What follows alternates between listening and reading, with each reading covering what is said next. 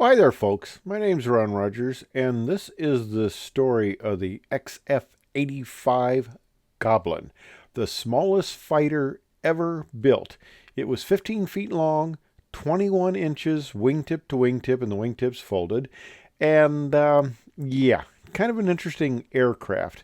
This was proposed right after World War II because you see the B-17s, as you may or may not know, they had a real issue with limited fighter support. The bombers would be getting into Germany, and they finally got some long-range P-51s and P-47s that were able to go with the bombers. But the Luftwaffe was a very strong fighter force, and the bombers needed the fighter escorts from the U.S. So fighter escorts for bombers was quite an issue.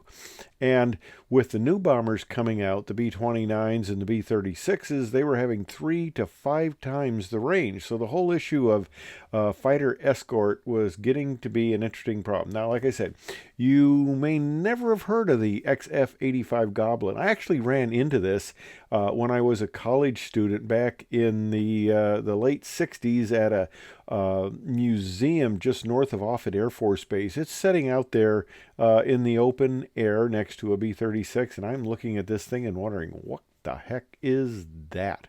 Well, if you haven't heard of the XF-85 Goblin, and James Smith McDonald of McDonald at the time, this is before McDonnell Douglas, but McDonald at the time was very superstitious and believed in the spirit world, and he chose the name of Goblin. Okay, that's where that came from. Now, if you haven't heard of this fighter, you most likely never heard of the test pilot there on the left, McDonald, test pilot Edwin Forsman Schlock. Nope, you never heard of test pilot Schlock, most likely. You know, not all test pilot jobs are the same. Not all are fantastic.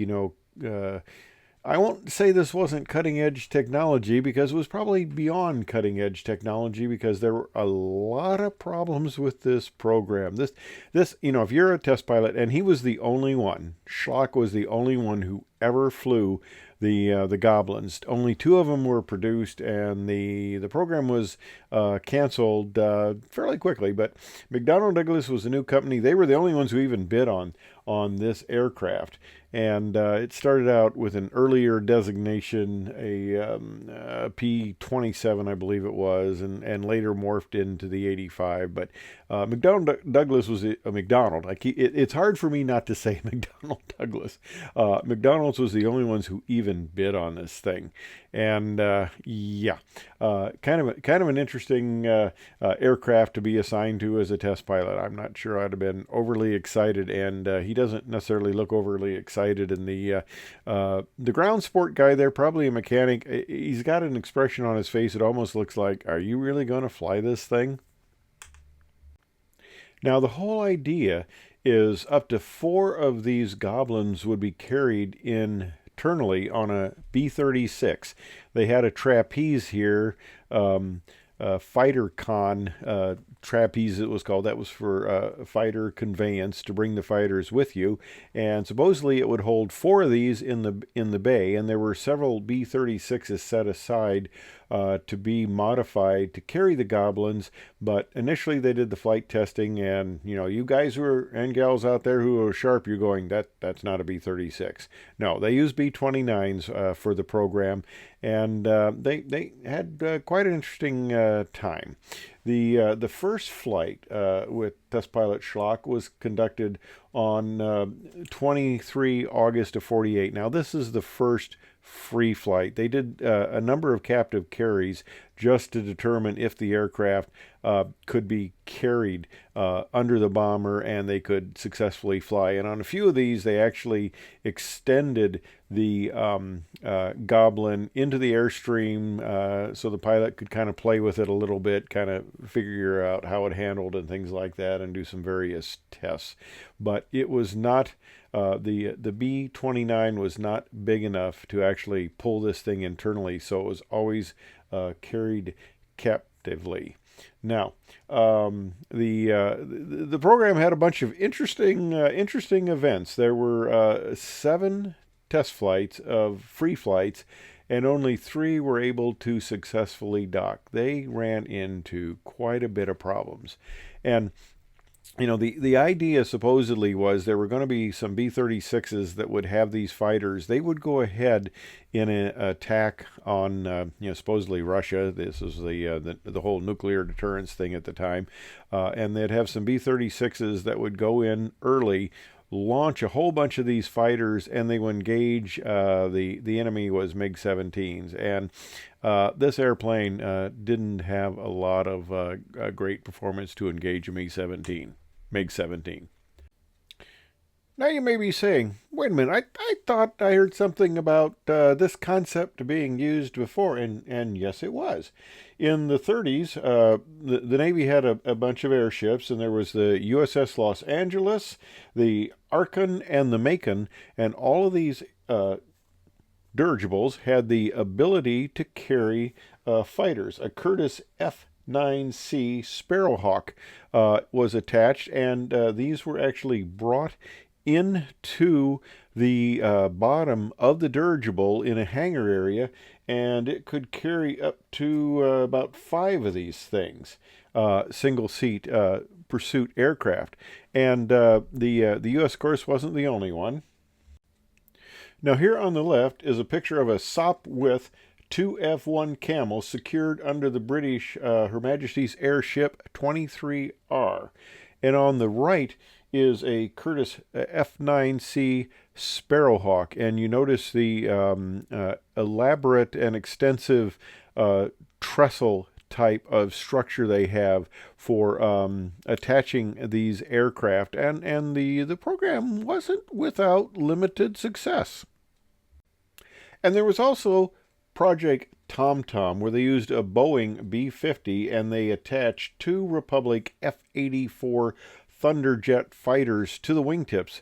And here basically the bomber would carry these 2 fighters into enemy territory where they could engage the enemy. Now, it was a different time back in the 50s and the 60s, and I was at a Society Experimental Test Pilot symposium, the National Symposium, and there was a gentleman that shared the room next to us, and I would see him in the morning going down to the presentations, and my wife and I would say hi to him. And Saturday during the symposium, they have, they talk about all the current programs during the week, but on Saturdays it's kind of the historical program time. And the test pilot that was next to me was the guy who was involved in the rocket launch steady state of the F-100s. And this was another one of these kind of wild and crazy programs that existed back in this time. It seems like things are a little more tame now, if you will. But he made the comment, and there were some very interesting malfunctions of this setup, and he made the laughing comment that, well, fighter pilots and test pilots were a lot cheaper back then, so they could afford to do all these really crazy high-risk programs, and there were plenty of test pilots who willingly signed on to them. All right, here is the cockpit of the Goblin there, and you've got fairly simplistic instrumentation there. That little knob in the center looks like probably a radio frequency selector, and you've got an altimeter, an airspeed, and probably a G meter, but it is a pretty simple cockpit. I don't even see an attitude indicator. Now, the idea was these fighters would be carried, and they would only need a 30-minute combat range because they wouldn't have to waste fuel getting up to altitude to engage the enemy. And a lot of the test flights were done from 20,000 feet. But supposedly the B-36 were going to be able to carry these aircraft up to 48,200 feet. And then it would drop them to attack any enemy fighters that came up to engage the B-36s. And there is another picture of the cockpit of the Goblin there. The P or fight. They've just gone from pursuit designation to F designation, the F-85 Goblin. Now, here is a little bit better picture of it, and they had a lot of trouble coming up under the bombers. There was a lot of disturbed airflow, and the test pilot Schlock had a lot of trouble engaging the trapeze mechanism. Now you see that big hook up there. He actually had an ejection seat with a they called it a cordite ejection seat, which is a kind of an explosive cable. So it was probably like the shells that they used on the T-37 as a method of getting out. They weren't really, although I guess cordite could burn like a rocket, but I'm not really familiar with this type of seat. But it sounds pretty primitive. But you would want to get that hook out of the way before you bailed out, because it looked like you might have a little canopy interference there, when you ejected. So that hook, of course, would be in the way. So it would lay down to the side of the fighter there. Okay, now the first free flight was conducted, as I mentioned, on 23 August of 1948. And test pilot Schlock had a lot of trouble engaging the trapeze there with the hook. It looks like he's a fair distance below the bomber, but there was a lot of disturbed airfoil around disturbed airflow around the bomber, which made it very difficult to try to engage that hook. And Schlock made 3 unsuccessful attempts to engage the hook, and on the 4th one, he actually ended up hitting the trapeze, damaging the canopy to the extent that it separated from the aircraft. His helmet and mask also separated, and he's now not in a very good position, and he's forced to make an emergency landing. Now, the whole idea on this was the B-36 would launch these aircraft and recover these aircraft. I guess you really wanted to protect your bomber, because if it got shot down and you didn't have anybody to recover you, you were going to be in a world of hurt. But the idea was it would carry 4 of these things, it would launch and recover them. So to save weight, and since this was very small anyway, it had a very low fuel load, but to save weight, it didn't have any landing gear. Well, with the unsuccessful docking attempts, like I said, there were 7 flights. Only 3 of them actually were successful in engaging the trapeze. So they were forced to make emergency landings. They had a steel belly skid, so they could skid it to a stop on the lake bed down there at Muroc, later become Edwards Air Force Base. But they had a number of those landings where they just, skidded to a stop on its belly. And here's another picture of the trapeze mechanism from a slightly different angle. They also attempted this concept with a Republic F-84E engaging in the trapeze, but this program just wasn't going to fill the requirements, because the wing tips on the F-84 did not fold, and they weren't going to be able to bring it inside the aircraft, so the aircraft would have to be suspended like this for an entire mission, and you can imagine how uncomfortable that would be for the pilot sitting in there the entire mission. And here is a picture of the Goblin with the wings folded in a mock-up ground handling type of facility here, where it would be able to be drawn up into the bomb bay of the B-36. And of course, on the right is a picture of it with the wings extended. So here is the XF-85 Goblin, and as you can probably readily note, if you are a keen observer, it carries a crew of 1. The aircraft is 14 feet 10 inches long. It has a wingspan of 21 feet 1 inch, a height of 8 feet 3 inches, a wing area of 90 square feet.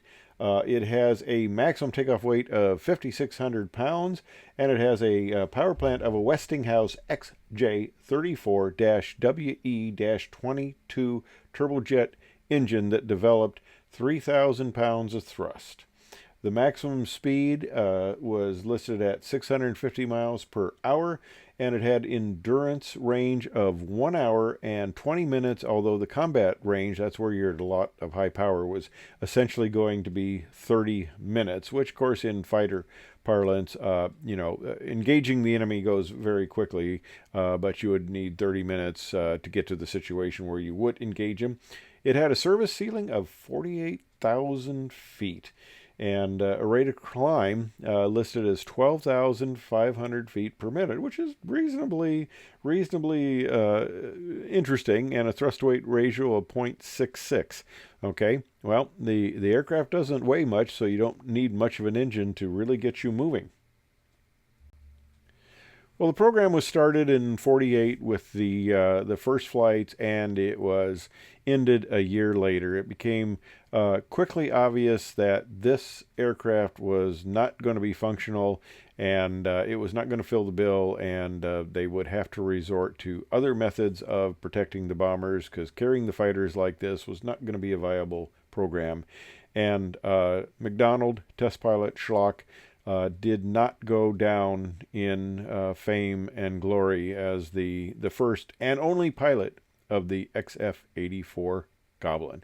But like I said, I wanted to talk about this because I stumbled onto this thing at the museum. One of these is at Wright-Patterson Air Force Base, because they get a lot of the interesting aircraft there, a lot of the test aircraft. And the other one, of course, is the SAC Museum, just north of Omaha there. I think it's in Bellevue, Nebraska, where the museum is. But I stumbled across that in the late 60s and kind of looked at it and go, what the heck is this thing? So I always thought this was an interesting aircraft. Hey, thanks for watching.